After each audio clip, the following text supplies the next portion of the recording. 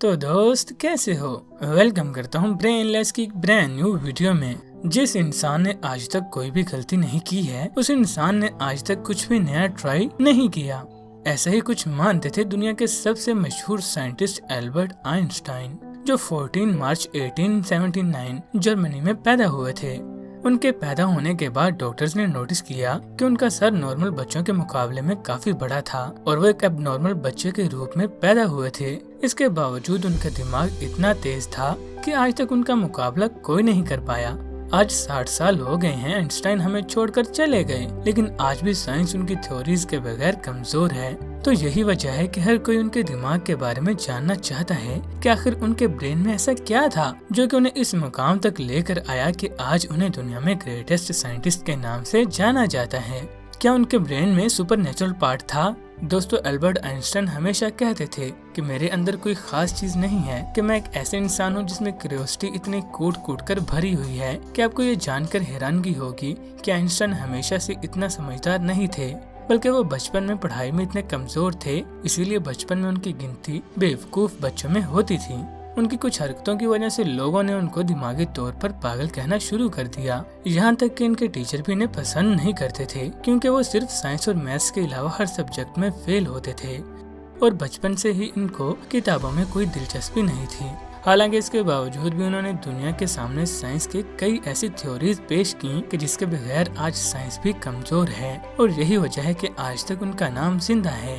18 अप्रैल 1955 में आइंस्टाइन की मौत के बाद पैथोलॉजिस्ट डॉक्टर थॉमस हार्वी ने आइंस्टाइन के खानदान की इजाजत के बगैर ही उनके दिमाग को रिसर्च के लिए निकाल लिया था और वो वहाँ से भाग गए। इस हरकत के लिए डॉक्टर हार्वी को नौकरी से निकाल दिया गया, लेकिन उन्होंने कहा कि उन्होंने ऐसा सिर्फ रिसर्च के लिए ही किया है और वो वादा करते हैं कि वो आइंस्टाइन के दिमाग पर रिसर्च जरूर करेंगे ताकि आने वाले वक्त में साइंस और साइंटिस्ट दोनों को इससे फायदा हो सके।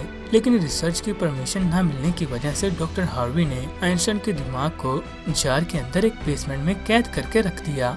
बाद में आइंस्टाइन के बेटे हंस एल्बर्ट आइंस्टाइन की इजाजत से डॉक्टर हार्वी ने आइंस्टाइन के दिमाग पर रिसर्च करना शुरू की।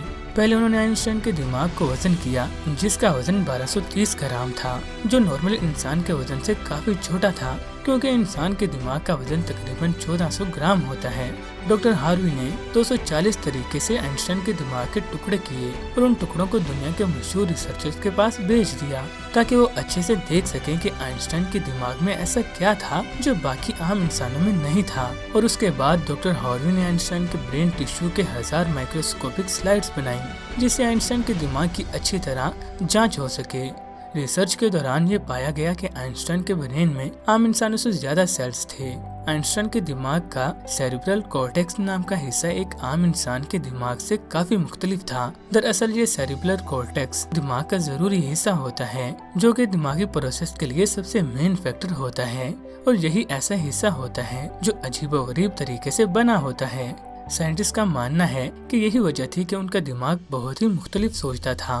फिर साइंसदानों ने उनके ब्रेन का फर्दर मुआयना करना शुरू किया तो वो बिल्कुल हैरान रह गए कि उनके ब्रेन में एक मखसूस पार्ट मिसिंग है, जिसकी वजह से उनके ब्रेन के पैरेटल लोब का साइज नॉर्मल ब्रेन से 20% बड़ा था। साइंटिस्ट का कहना है कि यही वजह है कि आइंस्टाइन की मैथमेटिकल स्किल और चीजों को इमेजिन करने की पावर नॉर्मल ब्रेन से ज्यादा थी, और उनके दिमाग में न्यूरॉन की डेंसिटी 17% ज्यादा थी, जिसकी वजह से आइंस्टाइन को ज्यादा ब्रेन पावर मिलती थी। साइंसदानों के मुताबिक इसी वजह से आइंस्टाइन का कंसंट्रेशन और दूर तक सोचने की सलाहियत कई ज्यादा थी। माहिरीन का मजीद कहना है कि आइंस्टाइन के ब्रेन में ज्यादा फोल्ड थे, जो उनकी इंटेलिजेंसी की एक और वजह थी। आइंस्टाइन का दिमाग 46 टुकड़ों के रूप में अमेरिका के फिलाडेल्फिया शहर के म्यूजियम में प्रिजर्व किया गया है। दोस्तों, आज साइंस ने इतनी तरक्की कर ली है, लेकिन इसके बावजूद आज भी आइंस्टाइन के दिमाग और इंटेलिजेंसी एक पहेली बनी हुई है। लेकिन साइंटिस्ट को यकीन है कि फ्यूचर में किसी बेहतरीन टेक्निक के जरिए आइंस्टाइन के दिमाग को जांचने में काफी कामयाबी हासिल होगी। डॉक्टर हार्वी ने आइंस्टाइन के दिमाग के साथ जो किया, क्या वो सही था? हमें कमेंट में जरूर बताएं। तो दोस्तों, ज्यादा से ज्यादा वीडियो को लाइक कीजिए, कमेंट कीजिए और चैनल को सब्सक्राइब करके बेल आइकन पर क्लिक कर दीजिए ताकि आने वाली वीडियो से आप मिस ना हो।